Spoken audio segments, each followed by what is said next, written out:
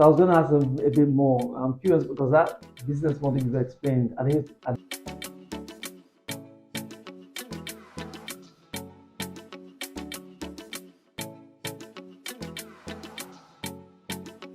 so hi guys, and welcome back to this second section. And we have Mr. Remi, who is back with us. So just in case you didn't watch the first episode, you must go back and watch that. But today we're going to be talking about Amazon. And I know we've all wanted to have that kind of business where you don't need to run it yourself, and at the end of the month you get some money in your account. So a bit like drop shipping, but here it's on the Amazon platform. So my entrepreneur today has actually gotten a lot of success. So this is one of his side hustles, and he's made quite a lot of money. So he's going to be opening that Pandora's box and telling us a bit more about that. So, inspired you, or what made you think about selling things on Amazon? What was the motivation? Good question. I actually started during the lockdown. Oh wow! Quite a number of people during lockdown had time on their hands Yeah. and just didn't want to waste that time. I was one of those people who didn't want to waste time. So I started exploring things that I could do from the house itself. And I watched or I picked up a YouTube advert by a company called Blue Sky. Okay. Blue Sky. And it talked about helping you or training you on how to become successful in selling on Amazon. Wow. Now, I'd heard a lot about Amazon before, but I'd heard a lot of horror stories as well. And I'm one of those people who really believes in being trained, learn how to do something, and learn from people who've been successful. Yes. And that's how I started. Okay. So you went on a training course with them. Yeah. Wow, that's amazing because for many people out there, they always believe if there's a course being advertised, then it means that it's a scam. So a lot of people don't attend these courses. Yeah. And then what I've also noticed as well is that 99% of those who attend the courses do nothing with it anyway. So they will be the ones saying it's a scam. Well, you're one of the 1%. So you went on how much was the course? I paid 2,500. Wow, I paid that two is and a half for the course. However, initially you have the kind of things that suck you in, to it, free this, free that. I am in the camp of people who are very skeptical about scams, and there's so much out there. There's so many scams. You don't even know how to decipher between what is real and what isn't real, what is fake, what is real. But at some point, you've got to kind of take a step of faith, and that's what I did. I took a step of faith in terms of I did a bit of due diligence of the company. I didn't just fall for it. I did some research on the company, trying to understand what they do. I'm also very clear that paying £2,500 is a lot of money. Not everybody has it. I actually tell you now, I put it on my card. Okay. Not because there wasn't raw cash. I didn't want to take money from the business, and I didn't want to take money from my savings. I put it on my card, and that's how I started off. Oh, okay, great. And how long did the course take? Good question. It was a 12-week course. Oh, okay, so that's quite short. It was a 12-week course, but it was short but intensive. I could only do it because of lockdown. I had a bit of time. I was still working during lockdown, but I didn't have all the travel time involved in it. I'm working from home, give us a bit more luxury at the time. So it was 12 weeks. Then. So you did the course, and then how was the decision about the research about deciding what product to sell on Amazon? Yeah, that's a very good question, and that was where the course actually helped us in picking a course. So the actual training itself wasn't hands-on training for 12 weeks. No, there was 6 weeks of actual hands-on training. The other 6 weeks was about mentoring you to actually make that decision around picking a product itself. And remember, the £2,500 was for the training. You still have to pay for the product depending on what the model is. So the model that I went for was private labeling. It's called private labeling. It's finding a product that is already selling. Okay, that's important. So I'm not here trying to reinvent the wheel. I'm not trying to do something that was new. I'm not bringing some new invention. People do that, but that wasn't the model. It was finding a product that is already selling and modifying it. And adding value to it. That was the key thing. That was their model. They find a product that is already selling. So there's a demand. There's a proven demand for it already. And see what you can do to actually improve that product. How do I know how to improve a product? Best place, go and look at the reviews. Yeah. Look at the reviews reviews, on that yeah. product. Let them tell you what isn't good about it. You can learn so much from the reviews. And one of the best things that Amazon have is stats and reviews, isn't it? You can they have a lot of it's all stats. there. It's all driven Yeah. by stats. Yeah. That's how I found my first product. Okay. So was the first product a success? You were lucky enough to find the product. Yeah. See, maybe I'm a bit of an exception than the norm, because fortunately for us, our first product was a success. It was a real success, and that encouraged us to go forward. Our second product wasn't as successful as the first. Our best-selling product today is still our first product, and it actually got Amazon, what you call Amazon Choice, in its first 6 months of us selling the product, and that helps. Once you get that, that helps. Okay. So I think at this point our viewers will be interested in some metrics. So the first metric I want to ask is so you put it on the market and then you started selling. So what's the selling price? It's $39.99. Oh, so it's not even cheap. No. Okay. So part of the other thing that you learn in the training is please don't go for those $199, $299 products.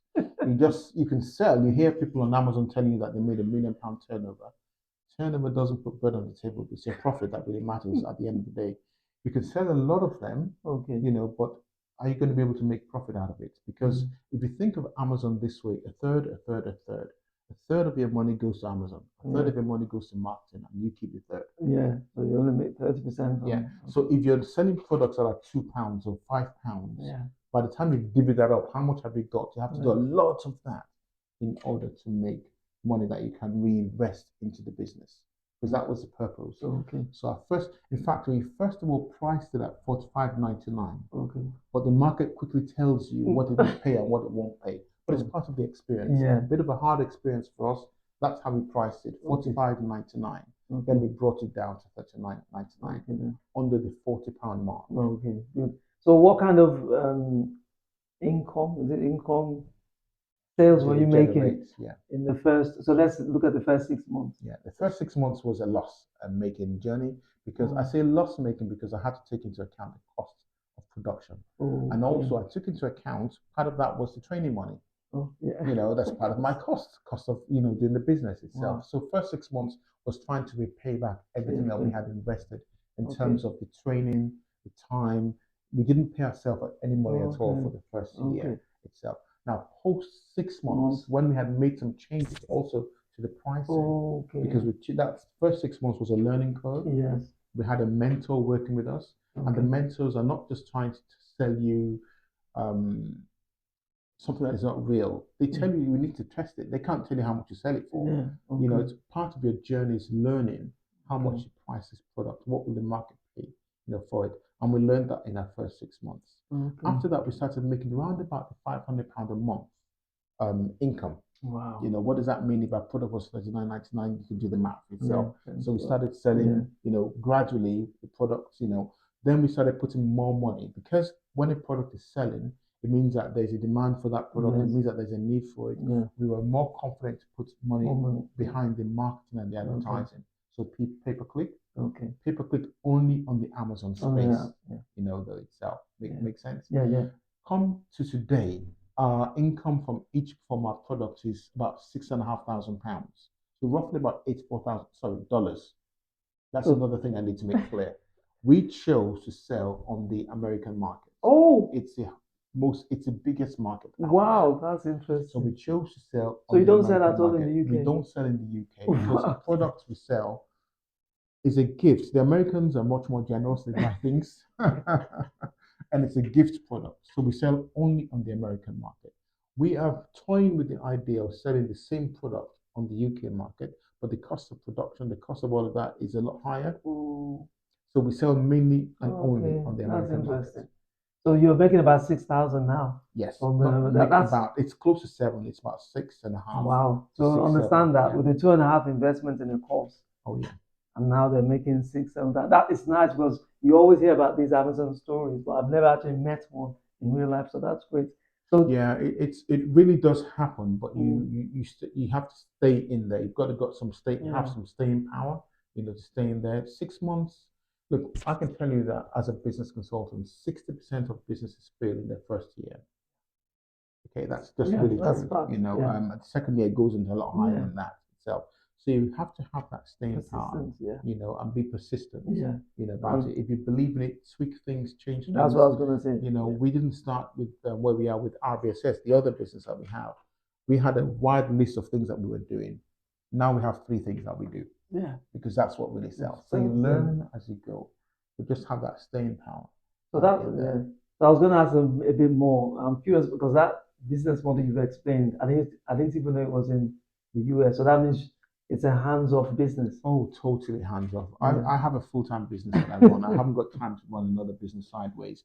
The initial work is at the beginning of it, i.e., identifying the product that you want to sell. Secondly, it's about tweaking that product, finding the right price, modifying the product as well if you need to sell, if you want to do that. It could be a service as well, but on Amazon, I still feel a product is still the best thing, to do. And the third thing outside of getting the price is then putting the marketing budget behind it. Yeah. And then it works for itself. But none of it, I don't produce the product. We make the product in India. We chose to do fulfillment. So what's that thing? It's called FBA, fulfillment by Amazon. Yeah. So they fulfill the products. So the product goes straight from India to Amazon's warehouses, and then straight to the clients. I have nothing to do with any of that. Okay, so the producers in India, though, you are the one who sourced. Oh no, we sourced the producers. I had a lot of help from Blue Sky, in helping us source the right producers. So you didn't need to go manufacturers. No, all of the. I work with a company called Ahmed Incorporations in India. I've met the guy only on FaceTime. We spoke. I got very comfortable with him. He gave us some. He did the mold of the product that we presented to him. We signed some agreements of exclusivity, so they don't start sending it themselves or making it for other parties. We signed all the legal documentation, and with them, all of that was done online. Wow, it's really heartwarming because all we hear, like I said, are stories of scammers and all that, and it just shows that in the midst of all of that, you can meet great people online without actually having met them in person, and still create a great business.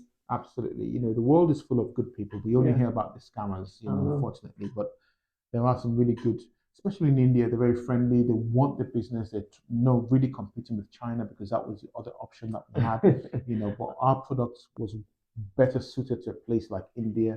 They have very good, our product has to do with metal. It's made it from metal, and that's a good place to actually get that from. The cost of it is also a lot more less than if I was doing it from China. Okay. So for our viewers, if anyone out there is actually thinking of starting their own Amazon, becoming an Amazon entrepreneur, what would you advise them to do? Is there any help you can give directly? First of all, I say just do it. Just do it. Don't stop procrastinating. If you really want to do it, just do it. So what you start to do is get yourself trained. There are some good courses out there. You don't even have to do Blue Sky B. I don't even know if they still do that or they moved on to something else in itself. Because look, the terrain changes. The seasons change as well.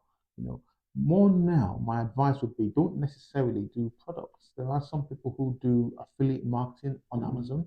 There's some who do drop shipping. So it is product, but they don't actually physically handle that product. The product goes straight from the manufacturer to the client, not even to Amazon. My preference is simply use Amazon, do FBA because you get advantages of Prime. Prime. Amazon is much more confident when they are the ones guaranteeing that they can send a product to a person within a short period of time. You don't get the opportunity to go on their Prime list if it's fulfillment by the merchant itself. Most of the time, I'm not saying they don't, but Amazon cannot guarantee that the client will get their product in 5 hours. Same day delivery or next day delivery, because they're not the ones sending it out. So they give preferences to all their sellers who are FBA, fulfillment by Amazon. And that's one thing. Thank you for explaining that. That's one thing I don't quite like about drop shipping because it's going to be difficult. I know some drop shipping companies just have a website, so it's only when you place the order, the manufacturer gets it and then delivers it to the customer, and that can take sometimes 30 days. Oh, absolutely. There's no guarantees around it at all. And that's a difficult business model because I think what people then complain about is the delivery time. The time scales are just not nice, especially when they've been used to Amazon that can guarantee a delivery on the same day. Absolutely. And today's world, what do people do the most? They look at reviews. When they want to buy from you, they're looking at your reviews. And if somebody complains about the time that it took or the customer service itself, and Amazon do have great customer service. Amazon is there for the customer, to be quite frank, not for the sellers. They're there for the customer. All their favor, preferences, supports you, the customer.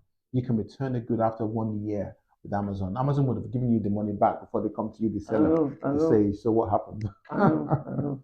So I was actually going to ask about some of the tools. So in terms of doing the research, especially for the best product to place on Amazon, what are some of the digital tools that you might use? Oh, absolutely. Analytical so tools. there are some tools out there. You hear of Jungle Scout. We use something called Helium 10. Okay. It's a bit more expensive, but it's actually an excellent product because it gives you all the stats that you need. If you choose a product on Amazon or anywhere that Amazon can actually get the data, Helium 10 can get that data for you about how much it's sold, how many sell, what's the frequency of it selling itself, everything you need to know about that product. So you can make an informed, data-driven decision. That's the key, then data-driven. And that's what we use. That's what we use to say that's what we want to sell, and that's how we know that how well, apart from the bottom line, our product is doing. How many times did people view it? It gives you all of that information, and that's information that you can use to help your conversions. So Helium 10, I wish I was a product development, salesperson for them, but yeah, their product is really good. Okay, so how many products do you have on Amazon now? We have 3 on Amazon now. Okay. Wow. We have 3 on Amazon. Our aim is to have a minimum at all times of 5. But what you need to remember, I said at some point, maybe not in this video, previous video, one of the biggest challenges businesses have is cash flow. You don't want to overtrade. The worst thing that can happen to you on Amazon is to run out of a product. You lose a lot of the status. If you had Amazon choice before, you lose that because you've run out of a product. You also lose your momentum. So instead of having 5 products that you start running out because you can't fulfill them very quickly, have 2, 3 that you can continuously, make sure is available, but then build it up. Ideally, you want 5 because some begin to falter, and hopefully some are doing well. But 5 is a good amount. It could be the same sector or different sectors. Doesn't really matter.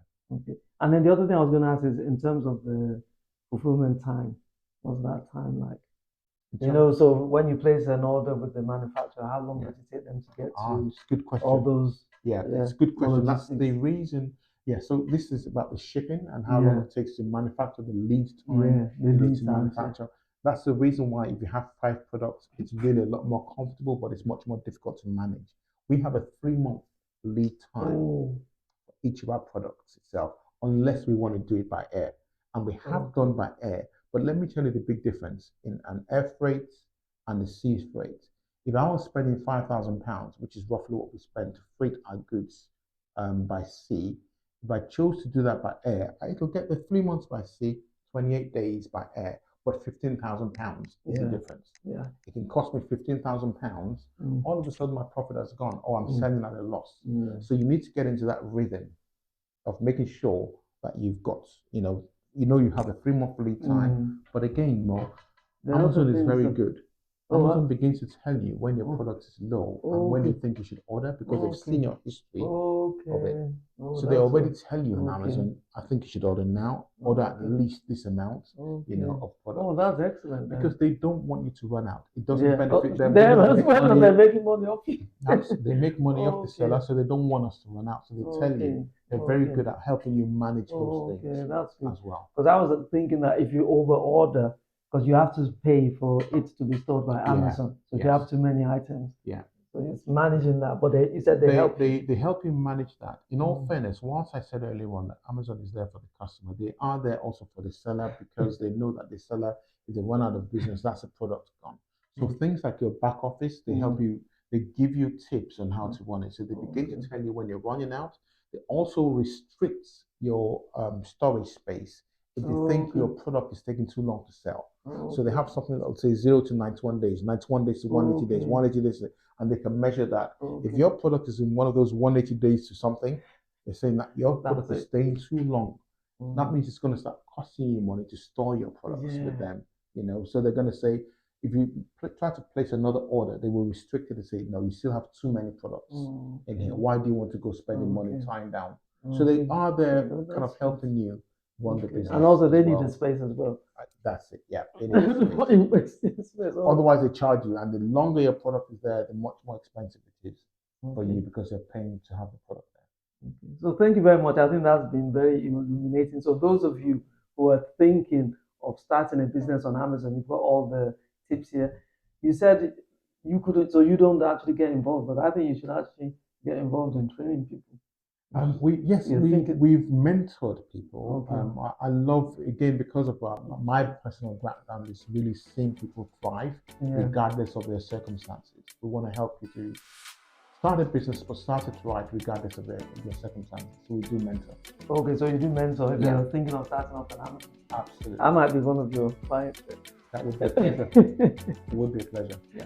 Anyway, thank you very much, Remi. It's been nice having you here. We've learned quite a lot. I personally have learned a lot. So thank you very much. That's a real pleasure. Thank you for interviewing me. Thank you for giving me the opportunity to share my thoughts, my observations, and also my experience. Yeah, thank you. Thank you.